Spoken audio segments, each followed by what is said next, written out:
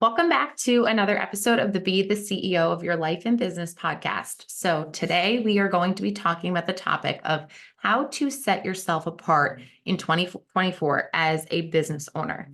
I think that I want to kind of just dive in here a little bit and get to a little hard truth of just like a personal judgment of things that I've seen online lately. Is I feel like there is still this push towards the get rich quick. This is what it takes to be a business owner. You have to have the big social media followings. You have to do all of these things, right? Our lives are like completely consumed with what is online and what we are seeing every single day. But to be quite honest, besides posting our reels and our blogs and keeping up with a consistent social media calendar, that's not how Laura and I are building our business.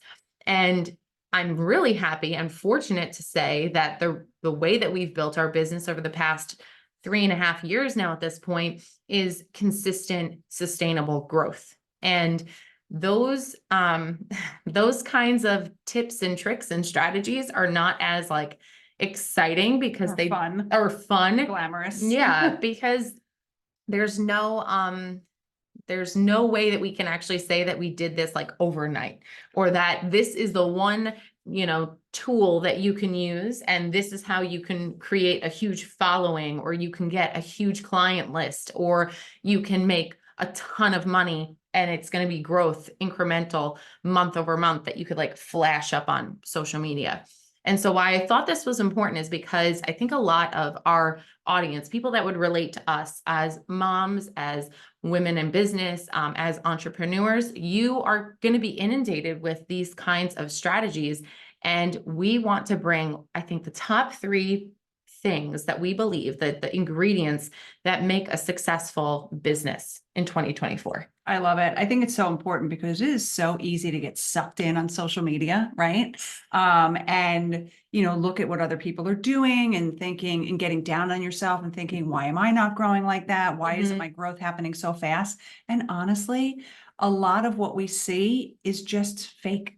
Yes. Right? Or not sustainable. Right. Fake or not sustainable. And that's not what Amy and I are interested in. Amy and I are interested in growing a business and a brand, right? An asset. We're in it for the long haul. This is not something that we thought would be like a get quick rich overnight scheme.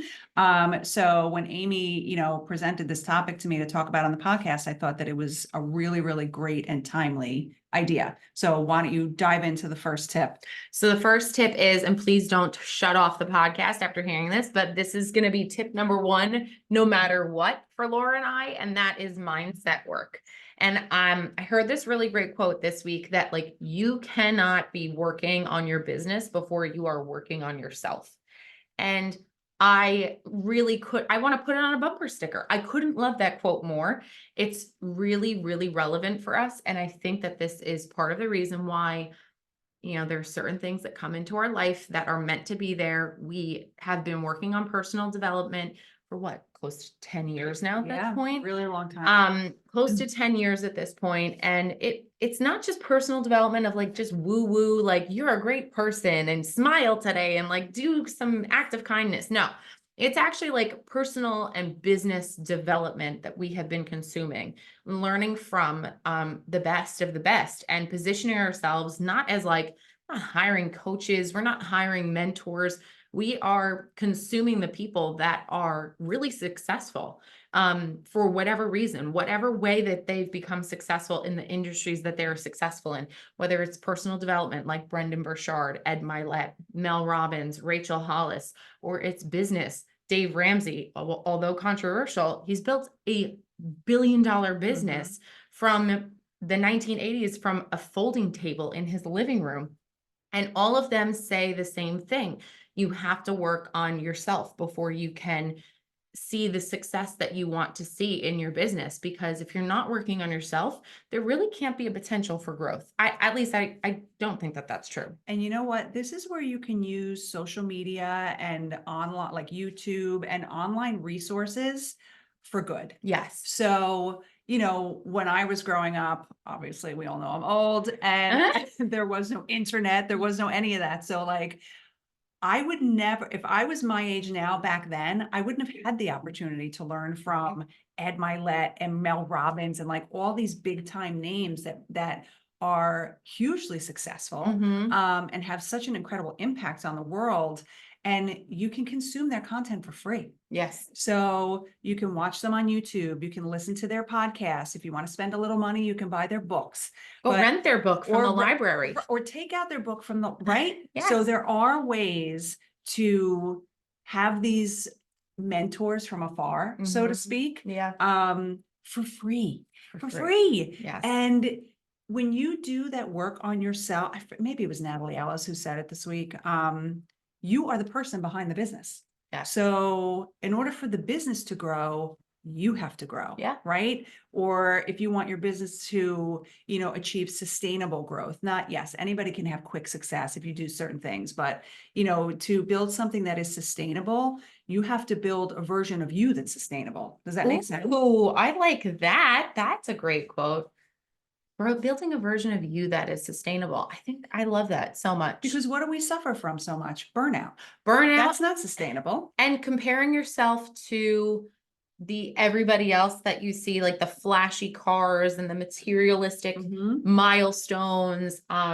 Yeah, all of that stuff is really great and it could be the fruit of your labor, but like what's going on behind the scenes, right? Yep. What's happening? I can name a handful of people on both of my hands that I have worked with closely that are miserable and they don't want to work on themselves. They think that there's no point in working on themselves. And as a result, it shows in every area of their life, from their health, whether it's physical or mental, whether it is their success, their finances, their relationships. We have watched this unfold in real time with certain people Yeah. over the last 10 years or so. Yeah. And I saw it, I've been practicing for 22 years. So, and I started out in a really big firm. So I've been, I've worked with a lot of different attorneys over the years.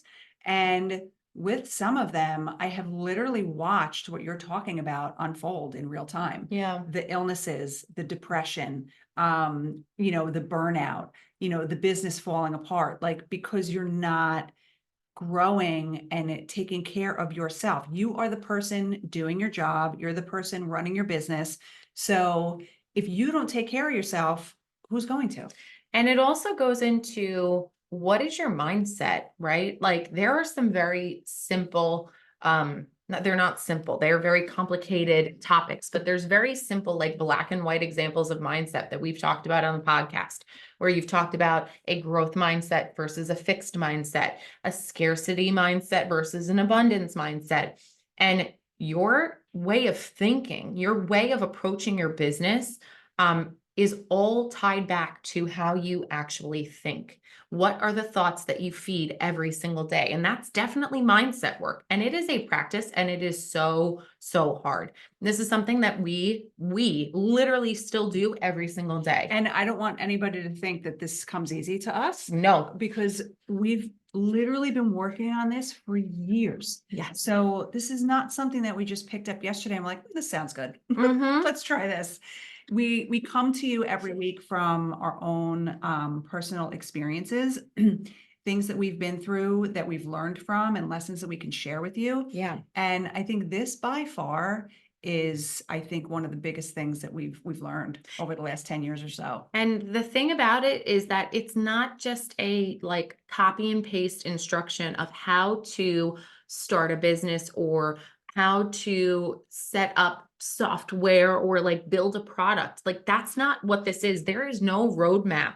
There's no instruction manual as to how you need to fix your mindset, because your mindset has been molded from what former places of employment, your childhood, your family, your friends, the loved ones, your circle, like that circle of people that you have around you. All of that is feeding into your mindset every single day. And you need to do the really hard work that you have to kind of unravel and close off some of those pathways that have been really destructive and have basically been a stall to growth. So one example that I wanted to bring up with this before we move on to the other two really important strategies or tips that we want to talk about today is just a basic revenue goal.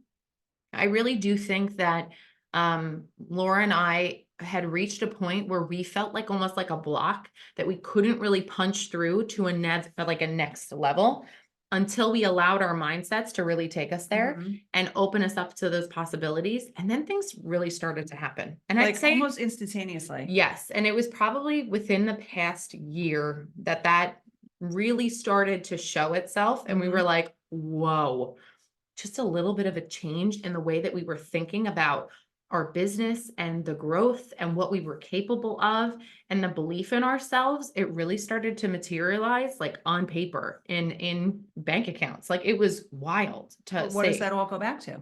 our mindset. Yeah. Right. So what's tip number 2? Tip number 2 is um probably another one of our favorite topics to talk about, because we have mentioned it a lot in our podcast, is that we are all about slow growth and things taking time. So, first, you got to fix your mindset, right? And that's going to take a really long time, and it's not something that's going to happen overnight. The next tip is not another overnight success tip, it's actually about slow growth. So, Laura, why don't you dive into just what we have experienced like over the past 4 years of our growth? You know, I was actually thinking this morning about how far we've come Yeah. over the last 3 years or 3 years or so, 4 years. We're in our 4th year of business. And like when we started, we didn't have a big real estate practice, Mm-mm. for example. I mean, we've both done a little bit of it over the years, but if you think now in our 4th year, what we're doing compared to where we were when we started, I Mhm. mean, it's, tenfold what we were doing then, but that was a very slow progress Mhm. over the last 4 years, right? So, and big part of that was relationships that like, look, these are things that do not happen overnight. It It's takes slow time. and steady. You can't develop a trusted relationship over a week, No. right? You have one transaction with a particular agent, you get along really well, they like what you do for their client, they refer somebody else to you. Yeah. And then you build and build and build. And I have a couple of people that I've developed a really close working relationship with over the past 4 years that trust me with their clients. And that's something that I take very seriously because if you're referring somebody to me, I have to take care of them. Yeah. Mhm. Because obviously you trust me enough to send me somebody that you're working with. Yeah. So I need to do a good job. Yeah. But that does not happen overnight. So that is something, and it's not just in the area of real estate, it's any client that we have, right? Like Yeah. businesses that we work with who we do one transaction with, we do an employee handbook or we do an asset purchase agreement, and then they come back to us because they trust us, right? Mhm. So that is something that's built over time. So I think, because we place, such a high value on providing good service and, communication with our clients and people we're dealing with, I think that has allowed for the slow and steady growth that we've seen over the last 4 years. Do you agree? I agree. I agree entirely. I also think too that slow growth meant that we did not do more than we knew that we could handle at the time. Right. And not in the sense of like like out of fear or out of just of being risk averse, but actually realizing like our business is we knew from the very beginning our business was going to grow. We knew that when it started with just the two of us, there was one day that we were going to onboard a paralegal to help us. And we knew that there was going to come a point in our business that was a breaking point and a turning point. There have been so many of those in our life. Yes. That we were going to feel it. It was going to be like a pain point, right? And we felt it and we onboarded a paralegal. And then we realized, wow, we actually need even more help than that. And we onboarded another attorney to work of counsel to our firm. And then we realized our support staff, our support team had to grow a little bit more. And we onboarded another paralegal. And it has just been a steady, consistent growth. And what has happened is that we didn't take on needless overhead from the very beginning. No, We weren't interested in that. when I went out on my own, I paid to use this conference room Yeah. that we're sitting in. Yeah. That's all I had. I was so careful about my overhead. I didn't need an office. I didn't need any of that nonsense. because it was just me, Yeah. right? And then COVID hit, and that's a whole other thing, but like, I didn't need the space. So I Mhm. was very conscious about, what I was doing and what I was spending my money on. And now we have the whole top floor of this building. Yes. But that also was something that happened over time. We kept like incrementally upgrading our office space. So we had I paid to use the conference room. Yeah. Then we had this tiny, tiny space in the basement of our building. It was like this. If you could see me on YouTube, it was It was like a this. shoe It box. was so small. Then we upgraded to a little bit of a bigger office on the first floor, and then a bigger office on the first floor. And then we got another office upstairs, and we just kept like incrementally as we grew and as we knew we could handle the expense, we took another office, and now we have the whole top floor.